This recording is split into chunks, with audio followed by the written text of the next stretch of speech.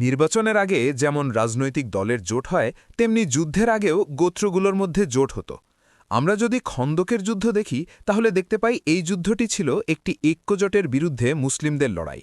বনু নাজিরের ২০ জন নেতার ইন্ধনে কুরাইশরা যুদ্ধ করতে রাজি হয়, কিন্তু আগের দুবারের যুদ্ধ বিপর্যয়ের কথা তারা ভুলে যায়নি। এজন্য এবার তারা আরও শক্তিশালী হতে চায়।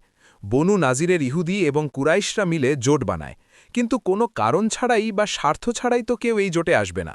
এখন যেমন কোনো জোটে কাউকে নিয়ে আসতে হলে কয়টা আসন দেয়া হবে সেই অঙ্গীকার করতে হয়, তখনও তেমনি এই জোটে আসার জন্য তারা কি পাবে সেই অঙ্গীকার দেয়া হয়। বনু নাজির আরবের অন্যতম বড় গোত্র বনু গাতাফানকে এই জোটে নিয়ে আসতে প্রস্তাব দেয়। খাইবারের ১ বছরের সমস্ত খেজুর দেয়া হবে। এটা ছিল একটা লোভনীয় অফার, টাকার হিসেবে কোটি টাকার প্রস্তাব। এই প্রস্তাবে একমত হয়ে বনু গাতাফান কুরাইশদের জোটে অংশ নেয়।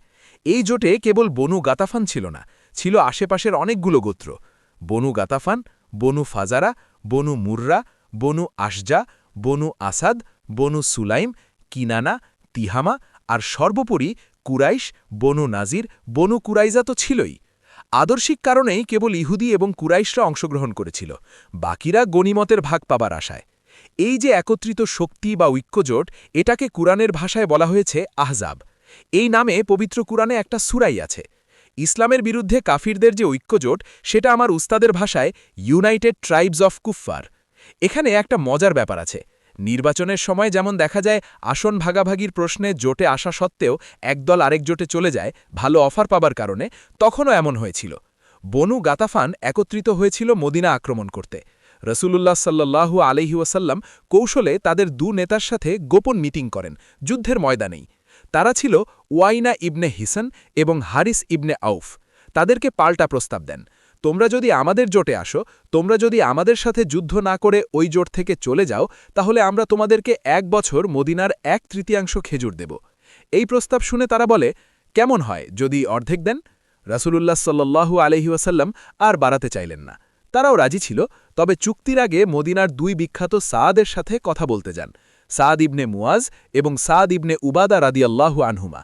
সাহাবিরা এই প্রস্তাব মানেননি, বলেন, আমরা যখন অমুসলিম ছিলাম তখন তারা আমাদের কাছ থেকে খেজুর কিনে খেত, আর এখন ইসলামের মাধ্যমে আল্লাহ আমাদেরকে মর্যাদাবান করেছেন, আমরা তাদেরকে খেজুরের ভাগ দেব? এটা হতেই পারে না। সাহাবিদের আত্মমর্যাদা দেখে রসুলুল্লাহ সাল্লাল্লাহু আলাইহি ওয়াসাল্লাম গাতাফানের সাথে চুক্তি করেননি। কয়েকদিন পর এই যুদ্ধ রূপ নেয় স্নায়ুযুদ্ধে। মুসলিমদের কৌশল এবং আল্লাহর সাহায্যের কারণে মুসলিমরা বিজয় লাভ করে। কাফিররা একত্রিত হয়েছিল ইসলামের আলো নিভিয়ে দিতে।